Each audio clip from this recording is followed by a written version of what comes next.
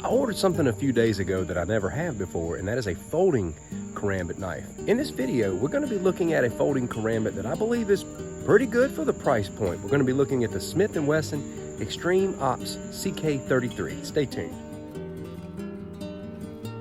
I always like to take a moment to greet everybody. I hope you find this video helpful and resourceful. Let's take a look at this blade. Here's the box that it comes in. All right. And here is the knife. It doesn't spring open. You have to pull it open, and it locks in really well. I got this at a pretty low price, right about 14 bucks. This feels very solid, feels very heavy initially in the hand here, and it gives me a nice first impression. It just feels very solid. I like stuff that feels solid and sturdy. I like to give you a good close-up view here. From end to end, it's 7.9 inches. It's got a 3.1 inch blade, and this is 6.8 ounces, which is pretty heavy. The steel is a 7CR17 MOV, and you've got your G10 scales here. Another thing I want to point out is the handle on this is rather large. I have a medium glove size. I typically hold my Karambit this way. You can see how much room is still left on the handle. I could extend my hand this way. That's not the most comfortable grip. I think the handle's a little large for my liking, but if you have a large or extra large glove size, this is a good Karambit for you. Mine is a medium. I could almost grab it this way and be comfortable. If you're looking for a Karambit that has quick deployment, this is not it. If you're looking for one that has a strong lock-in-place feature, it does have it. Very strong lock-in feature. Here's your pocket connection here. I want to show you something. I hold my Karambit like this, okay? Let me show you what happens when I pull this from my right pocket, the way it's set up. Okay, I can't pull it quickly for one thing. It pulls in that position, so I'd have to open it and get it like this. Too slow, too slow. The left side seemingly deploys the way I hold my Karambit, but still, there's no quick way to pull that. There's no quick way to deploy that blade. Not a fan of that. I think that's a disadvantage to this Karambit. If you get this for utilitarian use, I think you'll be very satisfied just because it's very solid in the hand.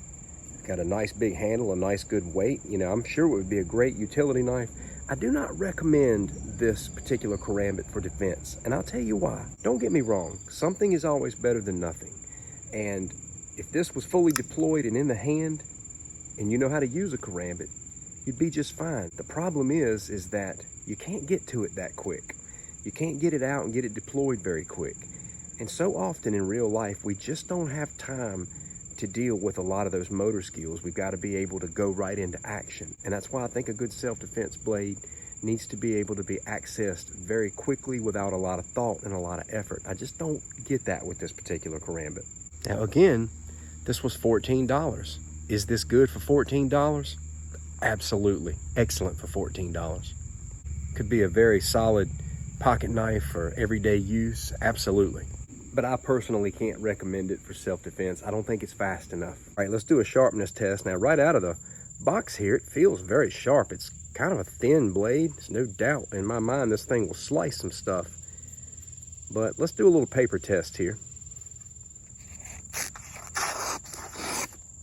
Okay, it's a bit of a struggle, but it did it. Okay, I'll give it paper sharp. All right, let's try a shave test. Not shaving that part of my arm right there. It knocked a couple out. A little bit of shaving. But not a drastic shave by no means. So I'll give it sharp, but not very sharp. Putting an edge on a Karambit knife is a tricky process I don't have time to get into on this video. It was the price that drew me to this folding Karambit knife, and after reviewing it, I want to give it an A+ for substance, for being extremely well built for the price. I think it's a good utility knife. I personally will not carry this blade for self-defense, so I wouldn't rank it high there. You know, we get what we pay for in life, and sometimes we get a little bit more than what we pay for, and depending upon what you use this for will depend on which applies to you. All right, I hope you enjoyed this review.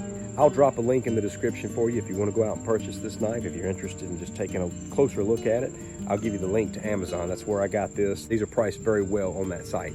Thank you so much for watching. Catch you next time.